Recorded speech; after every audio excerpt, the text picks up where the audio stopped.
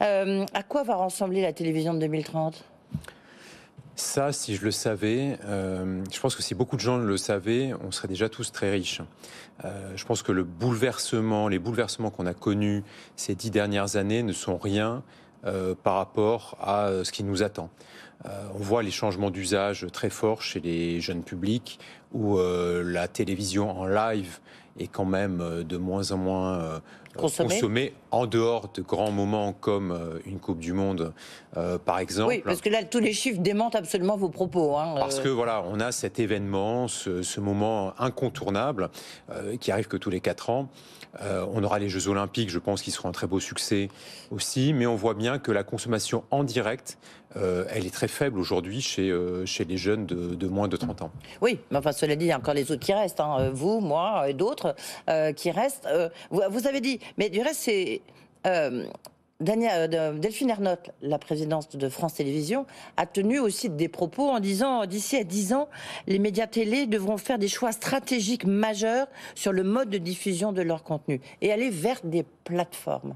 Ça va aller aussi vite parce que 2030, c'est demain. Oui, c'est demain, mais les usages, c'est déjà aujourd'hui. Oui.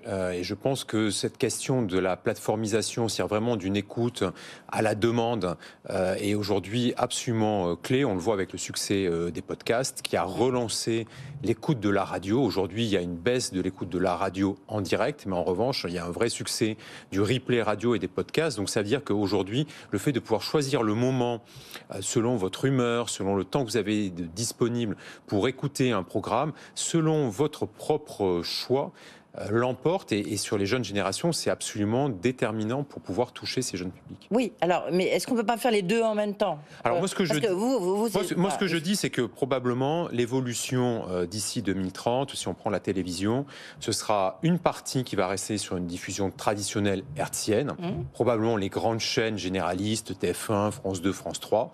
En revanche, pour l'offre thématique, je pense qu'on doit faire des choix très clairs et de mettre davantage de moyens sur l'offre thématique numérique pour pouvoir bien financer en fait cette offre-là qui aujourd'hui se consomme sur des plateformes, qu'elles soient propriétaires ou des plateformes extérieures. Aujourd'hui, il y a beaucoup de contenus. Donc vous dites France 4, France 5, tout ça, ça doit disparaître entre guillemets. La diffusion exactement, hertzienne. la diffusion hertzienne. Par contre, les programmes pour pouvoir toucher le jeune public notamment, mais pas que le jeune public, vous, moi aussi, parce qu'on voit bien que nos modes de consommation ont changé, ça doit être à fond sur le numérique, 100% sur le numérique. Oui, mais ça veut dire aussi peut-être que les programmes ne correspondent plus. C'est-à-dire qu'on voit quand il y a des moments fédérateurs, là, tiens... Je pense que la question, c'est celui des formats. La question, c'est celle des formats. Aujourd'hui, un format de 55 minutes sur la radio, c'est très long. Oui. On le voit avec les podcasts. Nous, chez Magellan, on fait des programmes qui vont faire un épisode, faire 15 minutes. Si vous avez le temps, vous en écoutez 2, par exemple. Donc, il y a beaucoup plus de liberté,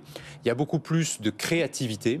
Et je pense que c'est la force qu'apporte le numérique. On le voit bien sur les... Regardez sur Netflix. C'est ce que j'étais en train de penser à ça. Vous allez vous poser la question. Les épisodes sur Netflix, certains font 45 minutes, d'autres en font 55. On s'en fiche. En fait, c'est une nouvelle forme de narration.